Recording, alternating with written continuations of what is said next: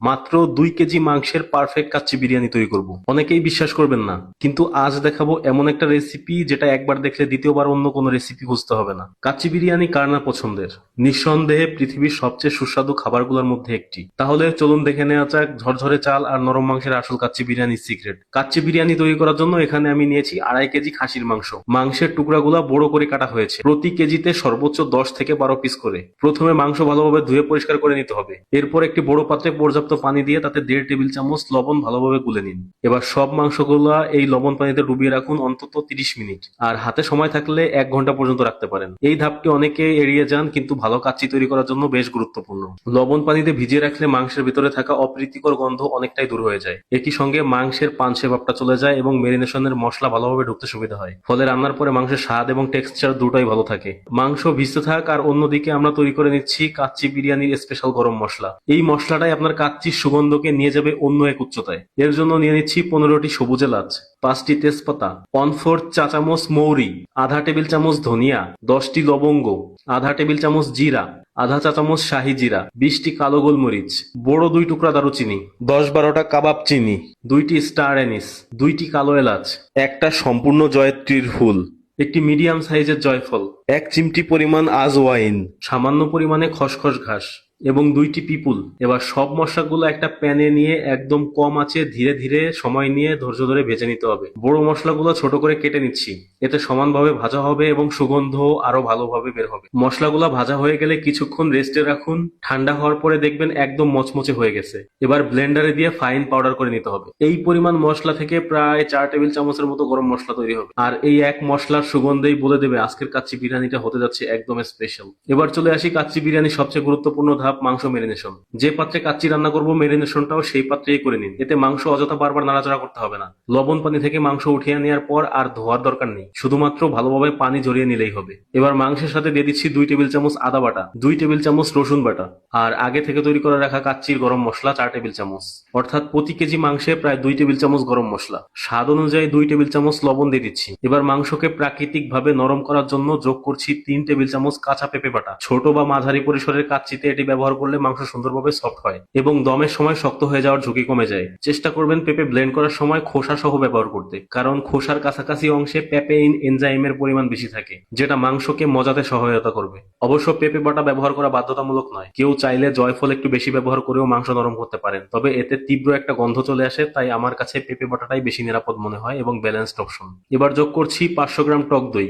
টক দই বেশি টক হলে এর অর্ধেকটা ব্যবহার করবেন। এবার দিয়ে দিচ্ছি 2 টেবিল চামচ মরিচের গুঁড়া। ঝাল একটু বেশি খেতে চাইলে আরো 1 টেবিল চামচ বাড়িয়ে দিবেন। দিয়ে দিতে হবে 1 কাপ পেঁয়াজের বেরেস্তার তেল। এই তেলের মধ্যেই পেঁয়াজের বেরেস্তা তৈরি করেছিলাম। 2 কাপ পেঁয়াজ বেরেস্তা, 1 টেবিল চামচ পোস্ত দানা বাটা এবং 4 টেবিল চামচ মিক্সড বাদাম বাটা। এখানে কাজু বাদাম, কাঠবাদাম ও পেস্তা বাদাম একসাথে ব্লেন্ড করে নেওয়া হয়েছে। অতিরিক্ত রং ও হালকা ট্যাঙ্গি ফ্লেভারের জন্য দিয়ে দিচ্ছি 4 টেবিল চামচ চিলি সস।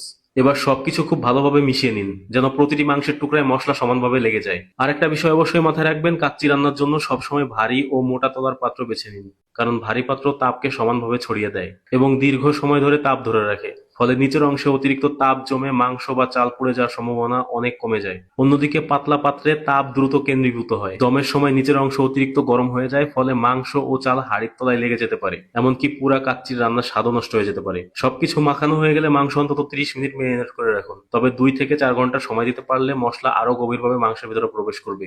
মাংস মেরিনেশন হতে থাক, অন্যদিকে আমরা চাল প্রস্তুত করে নিচ্ছি। এখানে আমি নিয়েছি 1 কেজি ভালো মানের বাসমতি চাল। চাল ততক্ষণ পর্যন্ত ধুতে হবে যতক্ষণ না পানিটা একদম স্বচ্ছ হয়ে যায়। চাল ভালোভাবে ধুয়ে ভিজিয়ে রাখুন অন্তত 45 মিনিট। চাল ভিজিয়ে রাখার কয়েকটা বড় সুবিধা আছে।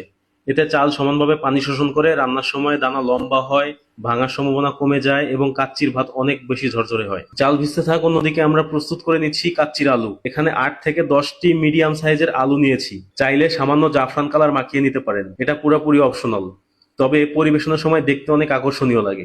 এবার আলুগুলা হাই হিট করা গরম তেলে ছেড়ে দিন। লক্ষ্য কিন্তু আলু পুরোপুরি রান্না করা নয়, বরং বাইরের স্তরটা সিল করে দেওয়া। সাধারণত 4 থেকে 5 মিনিট ভাজলেই যথেষ্ট।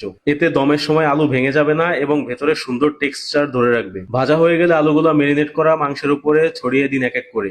আলু দেয়া হয়ে গেলে এবার দিয়ে দিতে হবে 1 মুঠো পরিমাণ কিশমিশ ছিটিয়ে। দিয়ে দিচ্ছি কিছু আলু বোখারা, সব জায়গায় সমানভাবে দিয়ে দিতে হবে। এবার মাওয়া দিতে হবে 100 গ্রাম, যেটা আমি গ্রেট করে দিয়ে দিচ্ছি সব জায়গা ছড়িয়ে। এক মুঠো পরিমাণে পাতলা স্লাইস করা কাঠবাদাম এবং আরো কিছু পেঁয়াজের বেরেস্তা দিয়ে দিন। এটা এই অবস্থায় থাক। এবার চাল সেদ্ধ করার পালা।